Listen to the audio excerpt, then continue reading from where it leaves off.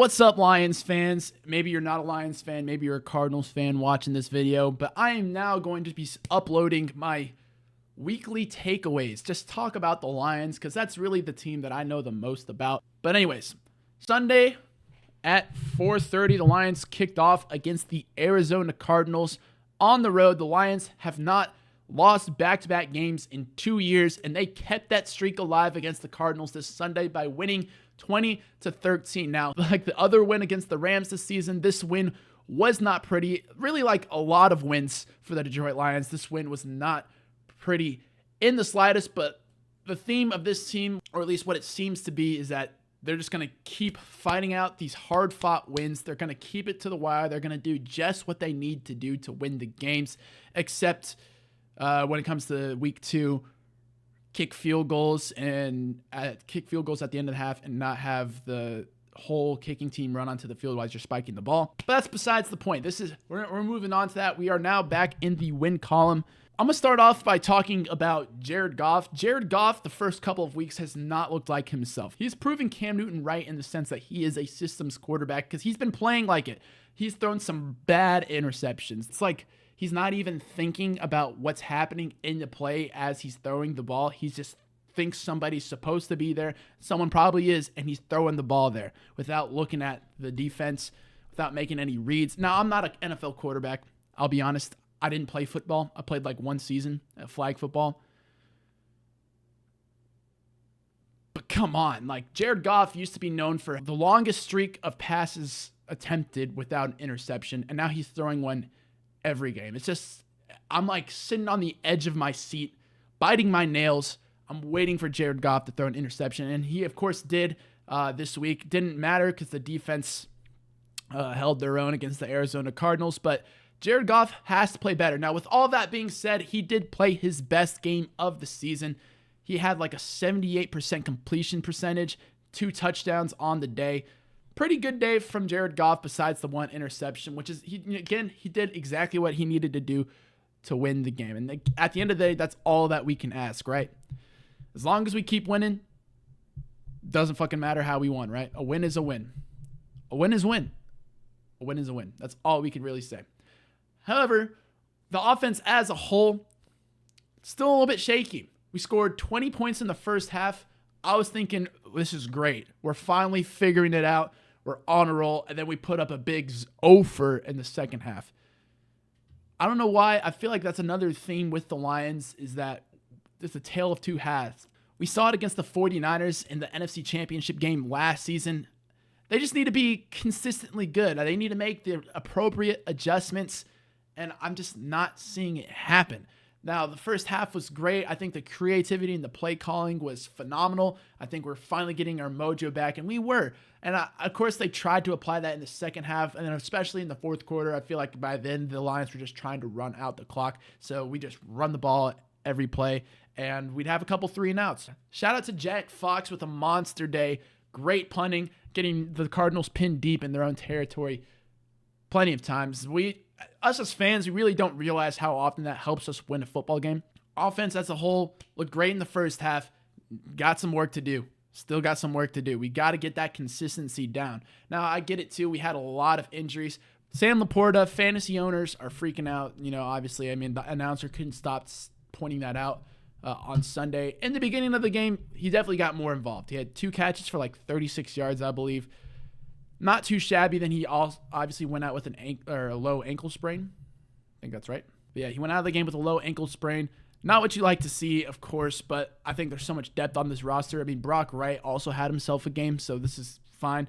Jameer Gibbs and David Montgomery, that duo is unstoppable. Both of them were on their A game Sunday and the whole season. If we didn't have them, we might be 0-3.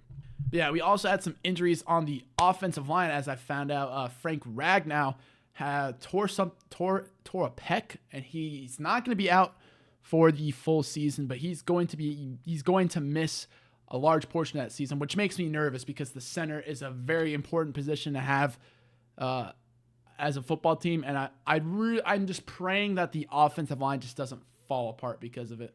I don't know who our backup center is. Yeah, Michael Neese is our backup center. Don't know who he is. Don't know anything about him. Hopefully he's a dog, because the rest of this offensive line are dogs. I'm hoping that just rubs off on him and he can play center because I want to beat the Seahawks so badly. But that's besides the point. We'll get into that later. Defense, on the defensive side of the ball, I was significantly impressed.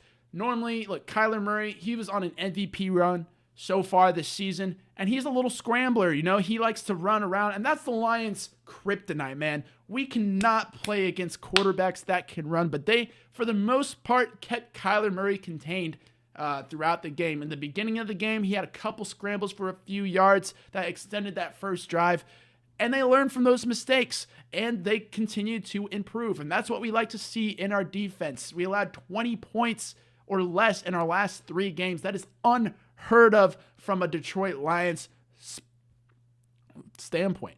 Like, that's insane. Kudos to the defense. They did only get 1 sack from Aiden Hutchinson, of course, but it didn't matter. They only scored 3 points in the second half, 13 points the whole game. Honestly, great performance from the defense. Even then, we're missing key players like Alex Anzalone. We did also have a couple of injuries on the defensive line.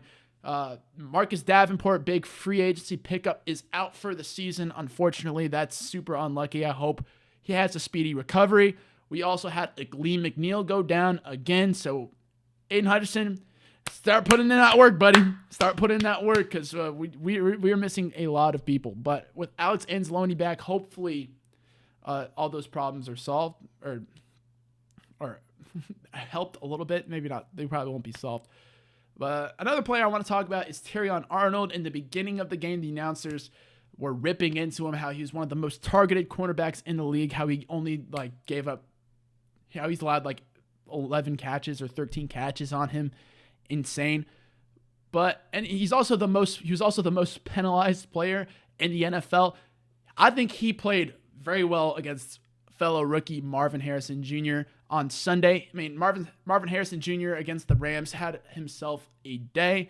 He's obviously going to be a very good wide receiver in the NFL, and Terrion Arnold did end up shutting him down towards the end of the game. He was consistently getting pass breakups, getting in the way.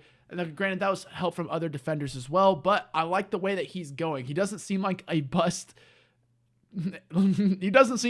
Didn't seem like a bust in that game. He actually looked very decent. I'm very happy with the way he played in that game.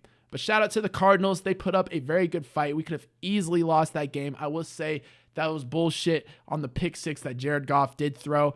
I'm sure on the broadcast it made it look like that the 2-minute warning had not started, but apparently it had started, and the refs just did not make it obvious that the play was dead. So whatever.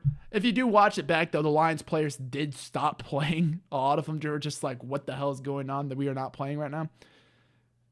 It is what it is. But this week 4, the Detroit Lions have a date with the Seattle Seahawks. We have not beaten these motherfuckers since 2012. I was not watching football in 2012. That is over 10 years ago. Can we please win this game? The Seattle Seahawks are 3-0. I frankly don't think they're that good, but they always beat the Detroit Lions, so nothing is off of the table quite yet. But anyways, I will see you all in the next one. Hopefully I'll do a better job. I'm sorry. That was butchered a lot, I know. But I'll get better at it, hopefully. But I will see you all in the next one. One pride, baby. Goodbye.